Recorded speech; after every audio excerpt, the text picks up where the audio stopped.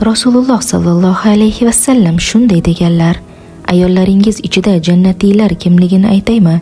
Istarasi issiq, yoqimli, bola tug'adigan, erining jahli chiqsa yoki eriga nohaqlik qilib qo'ysa, uning qo'lini ushlab, Allohga qasamki, mendan rozi bo'lib kechirmaguningizcha uxlamayman deydiganlaridir. Bunday ayol ojizligidan to'g'ri foydalanib, erini ham, oila a'zolarini ham xursand qiladigan, buni go'zal holatda uddalaydigan ayoldir.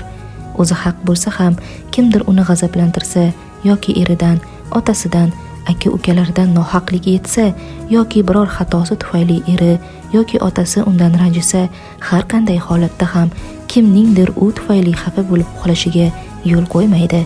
Bunday ayol o'zi mazlum bo'lsa ham barcha dilxiraliklarni aritmaguncha tinchimaydigan ayoldir. Shu yo'l bilan u o'z qalbidagi jarohatlarni davolaydi. Qayg'uga botib umrining oltinga teng damlarini zoya qilmaydi. Shu bilan birga unga yomonlik qilgan insonni kechirib yuboradi. Uni isloh qilishga harakat qilib, mendan rozi bo'lmaguningizcha menga uyqu harom deydi. Bu hadisi sharifda barcha ayol qizlar birdek yaxshi tushunishi kerak bo'lgan xabar bor. Ayol kishi uyning baxt kalitidir. Zaifa, ojiza bo'lishiga qaramay, Alloh unga ulkan ruhiy matonat ato etgan. O'ziga nisbatan nohaqlik qilingan o'rinda ham erini, otasini, onasini, akasini kechirib ulardan uzr ham so'ray oladi. Shu tariqa o'zining ojizaligini kuchga aylantiradi.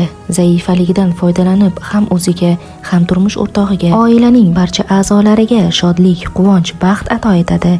Hadisda ta'rifi keltirilganidek bo'la olsa, Allohning izni bilan payg'ambarimiz sallallohu alayhi vasallam va'da qilgan jannatiy ayollardan biri bo'ladi. Qiz bola hech bir g'am tashvishsiz uxlashi uchun oilaviy xafagarchiliklarning hammasiga barham berishi kerak.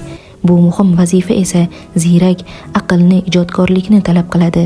Qiz bola yaqinlarining o'zi sababli mahzun holatda uxlashiga yo'l qo'ymasligi kerak. Garchi aybdor ular bo'lsa-da, ularning ko'nglini ko'tarishi kerak. Bu qizlarimiz kelajakda turmush o'rtoqlariga nisbatan ziyraklik bilan qo'llaydigan ajoyib samarali uslubdir. Xulosa qilib aytadigan bo'lsak, ayolning zaifaligi uning jannatga kirishiga bir sababdir.